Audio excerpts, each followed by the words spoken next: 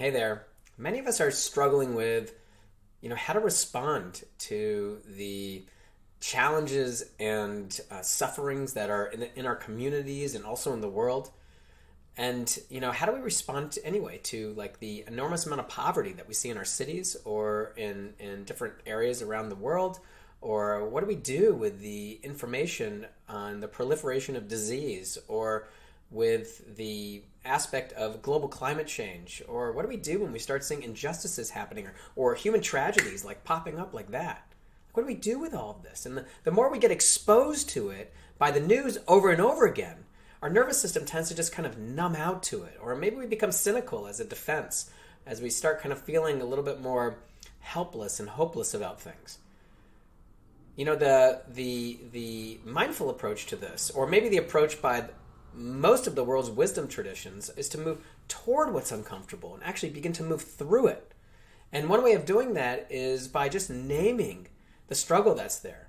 We can name like, hey, this is a tough moment. It starts with me. I'm the one who's in despair. And, in life, there's tough moments. Suffering is a part of our common humanity. This will always be a part of our story. And so we begin by just kind of naming it, naming what's here. And maybe we recognize that we're just not alone in this situation. That is part of our common humanity, after all. But then we want to incline to support ourselves, much like we would with a child who is suffering or in despair.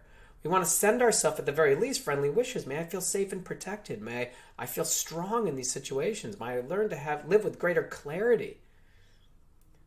Something like that. May I learn to love myself, accept myself just as I am. And then we want to ask ourselves, okay, so now what can I do?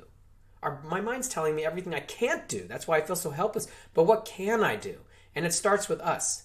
At the very least, we can begin to incline our minds towards the people who are struggling in this world, that are suffering, that are experiencing this, and to say to them, may you feel safe and protected.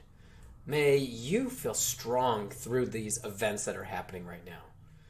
May you be healthy in your body and mind. Or maybe what we can do is we can begin to align ourselves, seize the moments to align ourselves with those who are disenfranchised. Or maybe we can begin to spend our money with organizations that are aligning themselves with our values of what we want to proliferate in the world. Or maybe it's about bringing our goodness into our families, because we know that our actions can have ripple effects across other areas. These are different things that we actually can do. Maybe I want to spread kindness throughout my community by lending a smile or saying friendly things, in the interactions that I have all day. Spreading out kindness across my community. Now, these are things that I can do. We can learn to be more purposeful, and we can learn to care for each other better. We can really learn to do all these things, and science points to the fact that our mindsets and our behaviors are contagious. So we can imagine, really the ripple effects that are there. So do not despair.